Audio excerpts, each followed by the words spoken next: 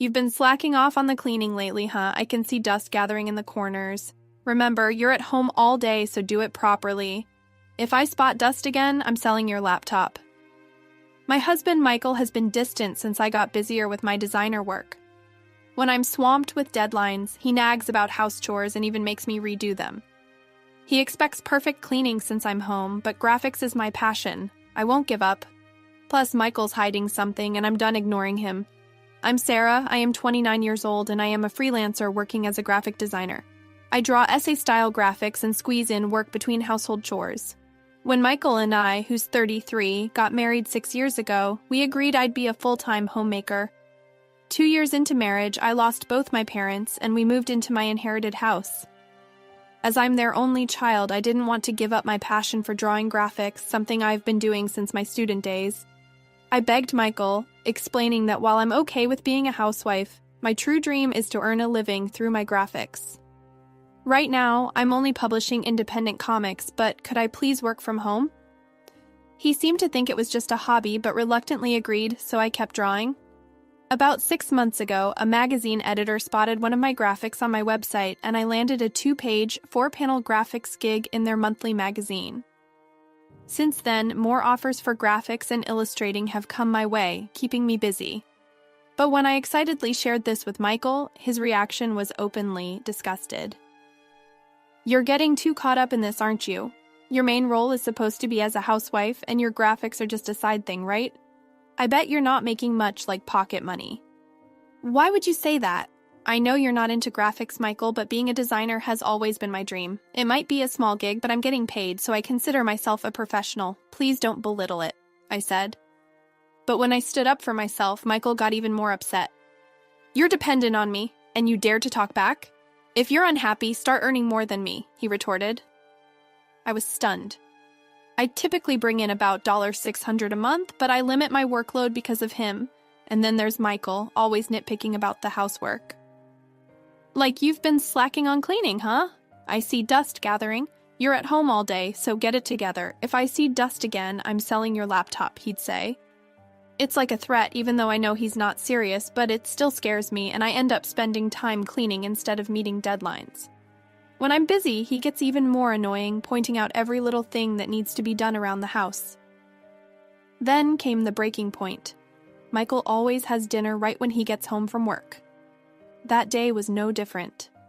He sat down, took a bite of the stew, and exploded. What's this? The carrot isn't cooked properly. Are you trying to mess with me? I come home exhausted, and this is what you serve your husband. I had been lost in my thoughts after meeting a deadline when Michael's sudden outburst snapped me back to reality. I turned to him just as he grabbed the glass of beer in front of him and splashed it over me. I was shocked. I never imagined I'd have been thrown at me. The surprise hit me hard because I never saw it coming. I'm sorry. I must have been distracted while cooking. The rest of the meal should be fine, so you can just ignore the carrot. Midway through cooking, I realized I forgot to add the carrots. In my rush, I tossed them into the stew without parboiling them, even though I had made sure the potatoes were cooked. I completely overlooked the carrots. It was unlike me to make such mistakes, and I felt awful. It seemed John couldn't forgive this slip-up as easily as I had hoped. It's frustrating to have a wife who can't even handle basic household tasks. Maybe I shouldn't have married you, Michael muttered as he stood up and walked out of the dining room. I hurried after him as he headed towards the bedroom. Where are you going? I asked. I need some space until you realize what you've done. I stood there stunned as Michael packed his things into a travel bag and walked out. I tried to follow him, but he hailed a taxi at the nearest station and disappeared. Despite my repeated calls and texts, he didn't respond or read my apologies.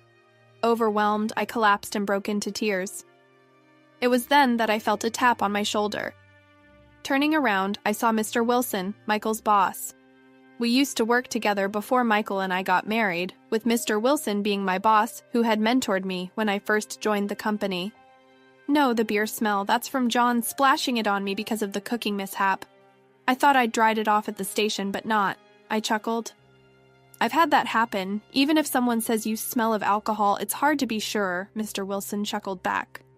What? He splashed beer on you over a small cooking mistake.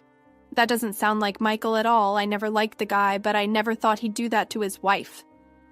Mr. Wilson's voice dripped with genuine indignation, oddly lifting my spirits. Why did you come to the station? You look like you ran here in your apron. Another issue with John? I asked. Yeah, John got strange, called me lazy, and stormed out, saying he wouldn't return until I reflected on my actions. I followed him here, but he took a cab and left. I'm lost, I explained. Mr. Wilson's angry expression softened. I can't say for sure now, but I have a bad feeling. I'll look into Michael. You might want to check the house for anything he left behind, he advised before we parted ways for the day. Following his suggestion, I searched John's usual spots and found a hotel points card in his pants pocket. It had been recently used on a Saturday, a day he claimed to be working. Suspicion grew as I recalled something forgotten. The GPS locator app we installed before marriage. I checked it and found Michael in an unexpected place, a popular tourist spot known for romantic dates. Convinced he was with someone else, I called Mr. Wilson the next day. Mr. Wilson, thank you for yesterday. Is everything all right? Did Michael not show up for work today? Mr. Wilson remained silent for a moment before exhaling heavily. Yes, he's on paid leave for the next 4 days. I suspected as much. I hate to say it, but he's probably... I understand. This helps clear things up. Thank you, I replied after ending the call. I made a decision and left the house. I had been contemplating my next move if John ever betrayed me. This is what I would do. Once my task was complete, I dialed another number. Hey, it's been a while, I greeted the person on the other end. They responded cheerfully, but as soon as I brought up Michael, they sided with me. I hung up, feeling reassured, believing things would soon take a positive turn. The following day, accompanied by a few individuals, I headed to the location pinpointed by Michael's smartphone GPS. It led us to a resort hotel near a renowned tourist spot. Currently, he appeared to be outside the hotel, with the GPS indicating he was near the beach. John's face drained of color the moment he laid eyes on me. Seizing the opportunity, I quickly aimed my phone at him and snapped multiple pictures, capturing him alongside a young woman in her early 20s. I had been discreetly photographing them for the past half hour while Michael applied sunscreen to the woman, who was clad in a bikini. I allowed them to swim, patiently waiting to gather irrefutable evidence of John's infidelity. Their carefree demeanor or their blatant display of affection didn't shock me. Rather, I felt a sense of relief that they were providing solid proof. What truly rattled John, besides seeing me, was the presence of my in-laws behind me, both regarding him with stern expressions. What's happening here, Michael? I approached with a forced smile, causing John to stumble backward in the sand and land on his rear. My mother-in-law let out a disappointed sigh. How disgraceful, even for my own son, and who is this woman you've abandoned your wife for? She's useless at home, Michael blurted out hastily, pointing at me and shifting blame. Is it fair to say she does absolutely nothing? Even as she occasionally skips cleaning, she handles laundry, cooking, and dishes every day, doesn't she? Even I sometimes skip cleaning, and I detest laundry so much I leave it to your father at times. That's because you had a part-time job, right? But it's different with Sarah. She's a stay-at-home wife who spends her time drawing and playing. My mother-in-law interjected, her tone firm. Jay's words fueled my father-in-law's anger. You're completely clueless, he exclaimed, drawing the attention of those around us. Some even seemed ready to capture the scene with their smartphone cameras. Why don't we continue this discussion in a more appropriate setting? I suggested, and everyone agreed. My in-laws and I headed to a nearby restaurant, where Michael and the woman he was cheating with changed from their swimsuits into casual clothes and joined us. Once seated, we listened to Michael's explanation. I wanted Sarah to be a stay-at-home wife, but she picked up this useless hobby of drawing graphics and neglected her housework. When she refuses to obey me, it's only natural for me to seek a replacement wife, Michael declared. I shot a glare at Michael, who looked stunned by Linda's departure. It's only natural that I have my own feelings and circumstances. I'm not some robot you can manipulate. Cheating just because things aren't going well is despicable, I admired. Before John could respond, my father-in-law interjected, his tone firm. You still seem too content, Michael. But who's the one working and providing for Sarah? You should respect me as the breadwinner. John trembled with anger, but my father-in-law addressed him calmly. You're acting like a child just because things aren't going your way. You're throwing tantrums like a toddler. Learn to accept reality. There's nothing more to say. With that, my in-laws stood up, settled the bill, and made their way to the register. Left alone with Michael, I found myself at a loss for words. "Michael, I've been offered a serial comic strip in a magazine," I announced. Michael's demeanor shifted completely, and he looked at me with surprise. "Oh, congratulations. Because of this opportunity, I can no longer be the stay-at-home wife you want. I'm sorry, but I'm tired of being with you, Michael. I want a divorce," I stated firmly. "I'm sorry, it's all my fault. You can pursue your comics, and I'll help with the housework." "I won't be arrogant anymore," Michael pleaded, tears welling in his eyes. But I couldn't bear to look at him any longer. "I'm sorry, but that's not the issue anymore. You looked down on me, didn't you? I believed marriage was about equality, but you saw yourself as superior because you were the provider, didn't you?" "Maybe I did, but I changed. I promise I won't make you suffer anymore. Please don't talk about breaking up," Michael begged. "I've made the decision to sell the house we lived in. I have a relative who works in real estate, and they've agreed to buy it from me. There's still some paperwork and arrangements to finalize, so it won't happen immediately, but it'll be cheaper than if we went through a broker. It's my house, and I have the right to do as I please with it, don't I? I want to end our relationship as soon as possible. I'm planning to leave tomorrow, and you should find somewhere else to stay as well," I concluded. With that, I rose from my seat and headed for the exit. Unlike the day Michael left, he was now desperately chasing after me. However, when I got into the car, my father-in-law, who was behind the wheel, swiftly drove off as I slammed the door shut. I saw John running after us, tears streaming down his face, but he soon disappeared. Afterward, it seemed John didn't believe what I had done. Upon his return from his trip and discovering the house empty of my belongings, he called me, his voice filled with anguish. I reluctantly answered the phone.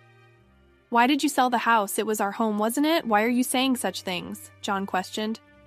"It's the house I inherited from my parents, remember? But I should have some rights to it too, shouldn't I? In fact, there are no Wilsonatic inheritance rights for spouses when it comes to property. If you understand, please leave the house as soon as possible. Expect a call from the lawyer regarding alimony and divorce. Don't try to avoid it, okay?" I stated firmly before ending the call. Later, it seemed that Michael faced criticism from Mr. Wilson for taking paid leave to go on a trip with his mistress. While there was no requirement to disclose the reason for taking time off, he was interrogated for betraying his wife. Michael faced difficulties at work, feeling ostracized by his colleagues and uncomfortable every day. Additionally, his in-laws had cut ties with him. Michael attempted to return to his in-laws' house, but they turned him away after paying alimony. Michael depleted his savings and began accumulating debt. He now resides alone in a modest apartment, struggling to manage household tasks and leading a chaotic life. I later learned these details from Mr. Wilson, but I felt no sympathy. Meanwhile, I settled into a tidy studio apartment and focused on creating drafts for my serialized comic strip. It's an anthology-style comic drawing inspiration from various people's experiences. The next story I plan to illustrate revolves around marital infidelity, and I'm contemplating using John's situation as material. As weeks passed, the dust settled on the tumultuous events that unfolded. For John, life took on a new rhythm, one filled with solitude and reflection. The once bustling home now echoed with the silence of his regrets. Each day became a reminder of the choices made and the consequences faced. Meanwhile, I found solace in the quiet of my studio apartment, immersing myself in the creative process. The serialized comic strip became not just a means of artistic expression, but also a chorale for catharsis. Through each stroke of the pen, I found liberation from the shackles of a failed marriage and the empowerment to embrace my newfound independence. As the chapters of my comic strip unfolded, so did the chapters of my life. I navigated the legal complexities of divorce with determination, leaning on the support of friends and family who stood by me through it all. With each hurdle overcome, I grew stronger, more resilient, and more attuned to my worth. In time, the divorce was finalized, marking the end of one chapter and the beginning of another. With a newfound sense of freedom, I embraced life's possibilities with open arms. And though the road ahead may be uncertain, I walk it with courage, knowing that I am the author of my own story, ready to pen the next chapter with unwavering resolve and boundless creativity. Thank you to all our viewers for tuning in. We hope you enjoyed the story. Let us know in the comments below what you thought of it. Don't forget to like this video and subscribe for more content like this.